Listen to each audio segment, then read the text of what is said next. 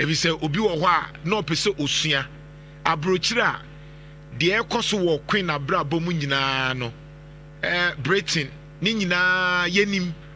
but obeba ha no na ntesa nti wo hwɛ culture de kyerɛ amane de ekoso de ntina ebi ekokyea yewura ebi wo hɔ ayema ne nkyea de ntina yewura de na na ɔhwe ɛkyerɛ sɛn ni nyinaa ntiaseɛ bia yɛpɛsi ehu ma ɛkyiri ma no nso ehu ebi sɛ woyɛ asantini nkoa dia na ye Ghana ni a saa nyoma we ehun hia enye just about Asante alone. There are many cultures. So call Angunamemu okom Nzema, a lot of culture. Yenim Genzi fui yenim de ekoso. Enti ye besre se nananom entron to na yenyanti ase ne yenkenkan bebree ene social media ba. Saa nyoma betimi aye ho documentary na yetimi akenkan asua every say eto de bia na mu blame yen but blame ni nyina ne say yenso yenima yenhye dan hu de wa ade ni sitie pa enti yebeda obi ase na mmom yebegusu asre yen nananom say monchro bibi ento wo mayen na yentimi nsua na daachi ye nyina akoyanima yetimi ehu emre bi yewraba KNUST graduation na yewrebe kasa na wase ye bonsra mrani bi kakra ansa no akasa emaburu na no mu hu de ekoso nyina kese no anso mu hwe ne din no ma hwe omanim bi hwe omanim a I am sure say omunyo mbeka say na de na ekoso yi but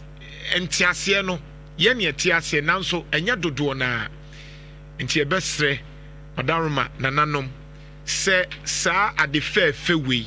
mamo nka se yato ya mane atwene efri se ya ma meto a ye beto atwene se ya ante nyoma ne biase a ye beto atwene se ye hu de ekoso a ye beto atwene eno nti na se abrofo no nso aye ade hwe Yesu Kristo ni movies ayeye yetna asia ma abrofo no mum na aye Yesu sini ama ene afei edidi yetrima ma onse ene obi ehu Yesu se oyebroni na nani sa blue eye die nti na yentimi nye movies a edebekte ya Jantuah okomfo anoche movies one na etra mayen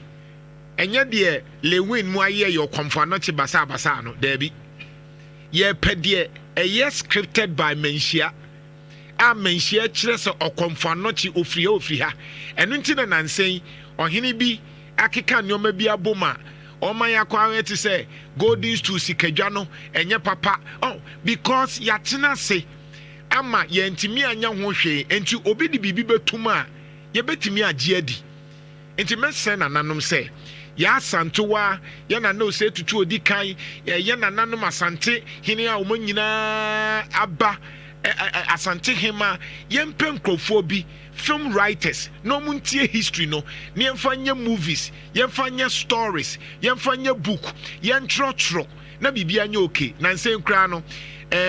challenges kra ba me ehu se obi say ya Jantuah kra picture na ewo ho no enye ono a but the better near who say, when a Jantuah, and I say, when ye Jantuah, if we say, ye Jayama obine can ye history a may,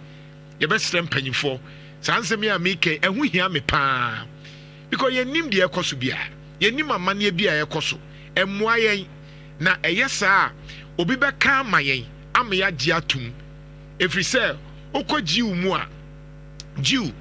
Omo apart from the Torah na a year. The books of Moses, ni Nevim, ni Ketuvim, na ye the writings and the prophets, no. Almost our extra books are, and we have friend oral tradition, and no, and said any ye books nim. Back we have friend no Talmud, back we have friend no Kalaba, back we have friend no Midrash. Sa books no, what we call the oral history, dear. Nina na kachre no troye, no dia two baby. Nina na ka we no atro no, ne papa kan bibi no atro gum. Enti se omo kan enoa. Na omuko kan we na no mu dia kan bom na omuti etimi dia tenyoma ase ene